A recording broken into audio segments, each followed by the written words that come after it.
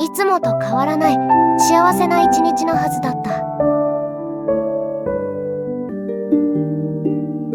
愛しき者に会いたくば、森の頂にあるこだまする首輪を手に入れるのじゃ。コロはご主人様に会いたい一心で険しい森の頂を目指しました。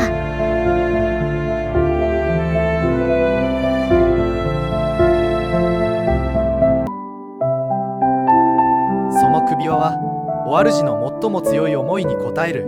本当の宝物とは手に入れるものではなく、心の中にあるものだとコロは気づいたのです。